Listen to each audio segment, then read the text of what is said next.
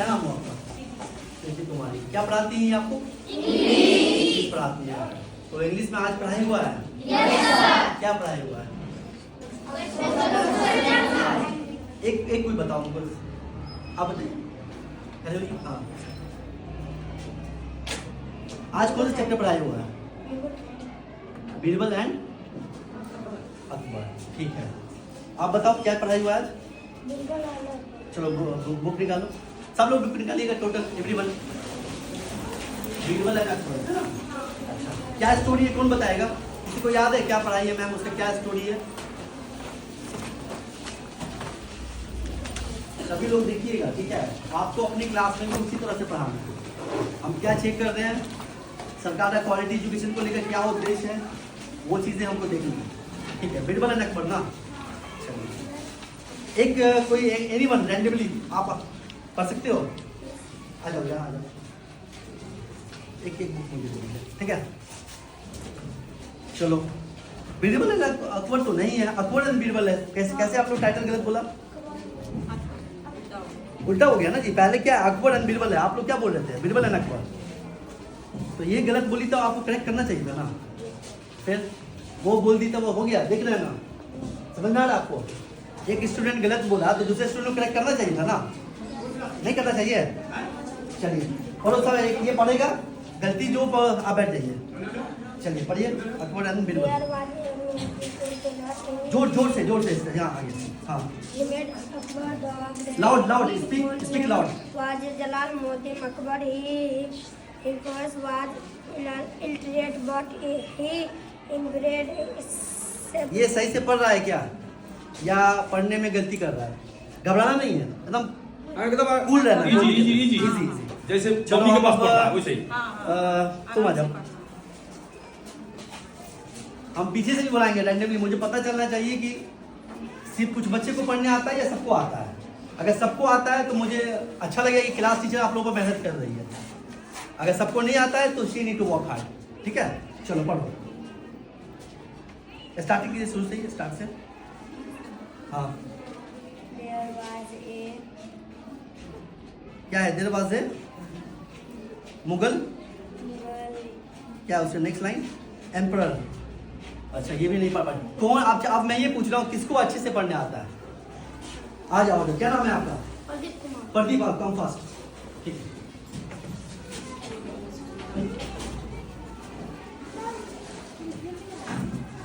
कोई तो होगा जो पढ़ देगा, लेकिन मैं, हाँ बताओ। There was a Mughal emperor in India named Akbar the Great. His full name was Jalaluddin Muhammad Akbar. क्या, एक सेकंड स्टॉप, क्या अर्थ हुआ इसका, मीनिंग क्या हुआ? ये जो आप पढ़े उसका क्या मीनिंग हुआ?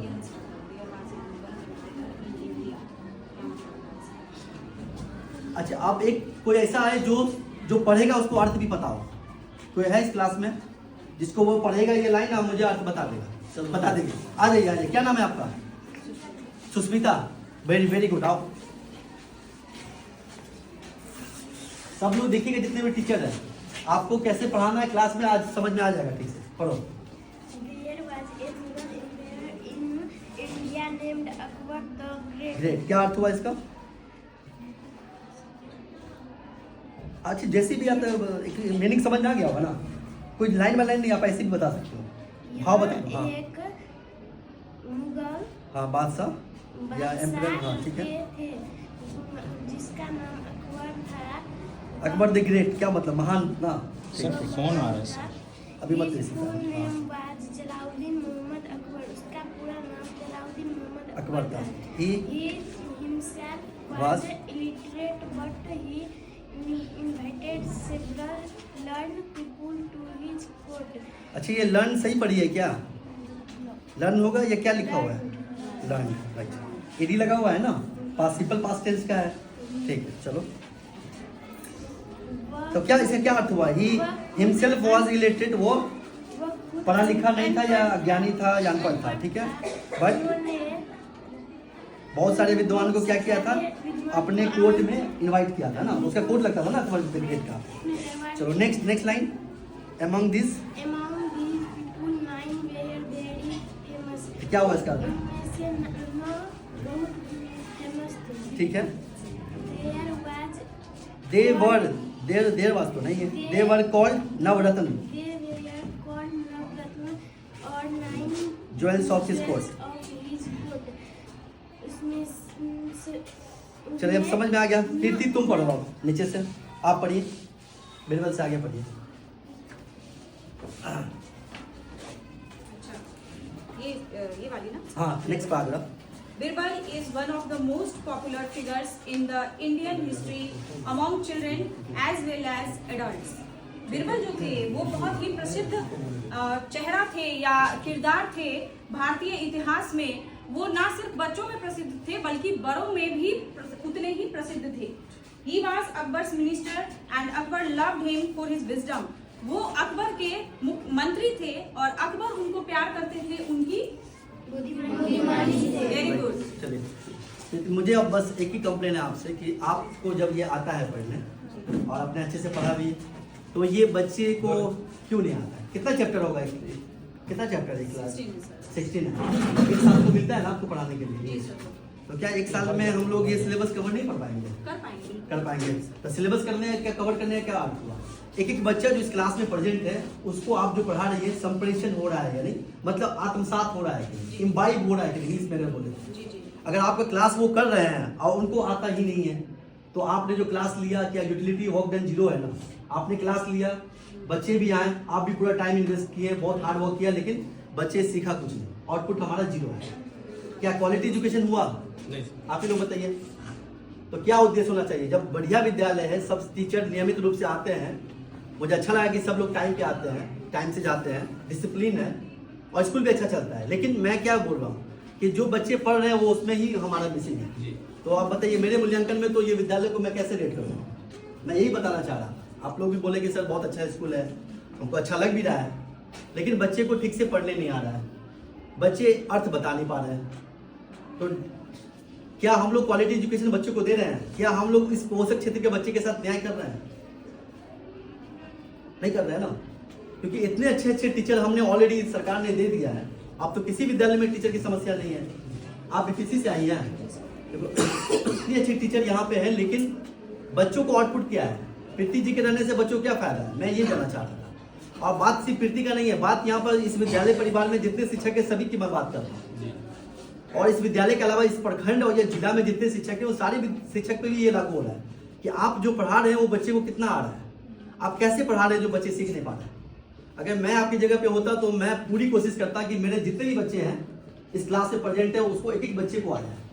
उसके लिए क्या करना पड़ेगा? मुझे इन्वॉल्व होना पड़ेगा। मैं जो भी पढ़ाऊंगा बच्चे से पूछूंगा, बोर्ड पे बुलाऊंगा, अर्थ बताऊंगा, पहले तो सारा अर्थ याद करवा दूंगा, अच्छे से 4-4 लाइन पढ़ाऊंगा, सबको बोलूंगा आप भी पढ़ो साथ में, फिर बीच में किसी को बोलूंगा रैंडम आप खड़े होइए, आप पढ़ के दिखाइए। वो बच्चा वहां पर गलती करेगा, उसी समय उसको करेक्ट कर देंगे, दूसरा बच्चा बोलेगा उसको सही कर देगा। इस तरह से जब आप इन्वॉल्व, आप क्या करते हैं सिर्फ पढ़ा के चले जाते हैं, बच्चे को आया या नहीं आया उससे आपका उतना ज्यादा वास्ता नहीं है।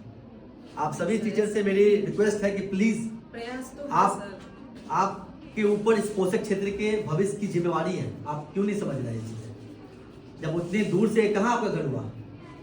सुपौल में ही है। जी सुपौल, एनी देर कहीं भी हो सकता है वो। तो जब आप विद्यालय आते ही है तो पढ़ाई ऐसा ना जो बच्चे सीख जाए। मेरा बस यही मकसद है कि आप लोग डेली इतना मेहनत कर रहे हैं, क्या पीयूष इतने मेहनत से क्या फायदा है जब क्लास हमारा इतना अच्छा से चल रहा है, बच्चे को आ ही नहीं रहा है। मतलब धीरे धीरे इम्प्रूव हो रहा है। जी सर, इम्प्रूवमेंट तो हुई है। जिस लेवल पे है वहाँ से मुझे बच्चे ने आज पढ़ के दिखाया। जी जी सर, ये कितना भी- चैप्टर है? कितना 16 है ना? अगर एक चैप्टर को आप पूरा 200 कितना दिन वर्किंग डे मिलता है आपको पढ़ाने के लिए? 6 days। हाँ नहीं तो पूरा साल में मिलता है ना आपको। अगर 4-5 दिन भी एक चैप्टर को बहुत बढ़िया से दीजिएगा तो आपका सब फिनिश हो जाएगा, जी जी है ना? तो ऐसा कुछ नहीं कि किसी बच्चे को नहीं आएगा, तो सबको आएगा तब हमको लगेगा कि नहीं कि 4-5 बच्चा आ जाएगा उससे मुझे कोई फर्क नहीं पड़ता। मैं बहुत ज्यादा खुश भी नहीं होने वाला कि आपके 4-5 बच्चे बता दें। 50 बच्चे तो 50 बच्चे रिस्पॉन्ड करें, और जो कमजोर बच्चे हैं उसको आगे बैठाइए। सर, आप बैठते हैं? नहीं, ये बताया गया है, एससी सर के द्वारा बताया गया है, जी और सरकार का गाइडलाइन भी है कि आप जो कमजोर बच्चे हैं उसको आगे बैठाइए ना, वो बच्चे तेज हो जाएंगे। जी ऐसा ही। अब जो कमजोर बच्चे वो पीछे बैठते हैं, उसका ध्यान ही नहीं रहता है, ना बोर्ड पे ना टीचर का ध्यान रहता है। Getting my point? आप लोगों से यही इल्तिजा रहेगा, आग्रह है कि please give you 100% to the student. अब ऐसा पढ़ाइए कि उसको आ जाए, बस मेरा बस यही उद्देश्य है। आप पढ़ा रहे हैं बहुत ज़्यादा, आप कुछ नहीं रहा है। आई डोंट थिंक कि आप बहुत अच्छा कर रही हैं स्कूल में। Getting my point? तो नेक्स्ट टाइम से प्लीज़ आप हमको दीजिए एक क्लास का वीडियो भेजिए कि बच्चे सब लोग कहीं से रैंडमली पिक कर रहे हैं, वो बच्चा पढ़ पा रहा है। आइए एचएम साहब क्यों नहीं चेक कर सकते? विद्यालय प्रधान की तो जिम्मेवारी होनी चाहिए कि बच्चे को होमवर्क दिया जा रहा है या नहीं दिया जा रहा है, डायरी लिखा जा रहा है क्या वो सब चेक हो रहा है। एग्जैक्टली। और बच्चा क्या सीखा आप भी तो कभी आगे क्लास में घूम के पूछ सकते हैं। जी जी सर। हमारे एचएम साहब सबसे रिक्वेस्ट रहेगा कि आप कम से कम विद्यालय जाते हैं तो विद्यालय में रहते हैं तो विद्यालय में देखिए ना बच्चा पढ़ रहा है या नहीं, कितना सीखा नहीं सीखा। अगर एचएम देखेगा तो सबको, अरे हम लोग तो कभी कभी आप आते हैं, जी सर। लेकिन आप तो डेली रहते हैं ना, जी। आप जो योगदान दीजिएगा वो शायद कोई नहीं दे पाएगा। सर तो जो विद्यालय में शिक्षक उपस्थित है, जो टीचर है, उन्हीं की रिस्पॉन्सिबिलिटी है ना कि विद्यालय कैसे अच्छा चले। क्या सर। इसी पर विद्यालय परिवार से आपका परिवार चलता है। जी सर। आपके बच्चे भी पढ़ रहे होंगे कहीं ना जी, कहीं, जी। तो ये गरीब बच्चे के लिए अच्छा कीजिएगा तो उसकी दुआएं भी आपको लगेगी। आपको लगेगा कि नहीं हमने जस्टिस किया, आज न्याय किया, आज जो पढ़ाया बच्चे सीख गए। तो नेक्स्ट टाइम से मैम आई रियली वांट कि आप एक एक बच्चा they should be able to communicate, they should be able to read, write and comprehend. समझ गया क्या मतलब हुआ रीड, राइट एंड कॉम्प्रीहेंड? कौन बताएगा? रीड मतलब पढ़ना, राइट मतलब लिखना, कॉम्प्रीहेंड मतलब समझना, कि जो पता है वो समझे कि नहीं, हाँ है ना? Yes sir. आपको भी तो बढ़ने का उतना ही हक है ना जी। तो आप टीचर की समस्या नहीं तो प्लीज इसको वाइंड अप कीजिए और अच्छे से पढ़ाइए। जी सर। ठीक है, थैंक यू।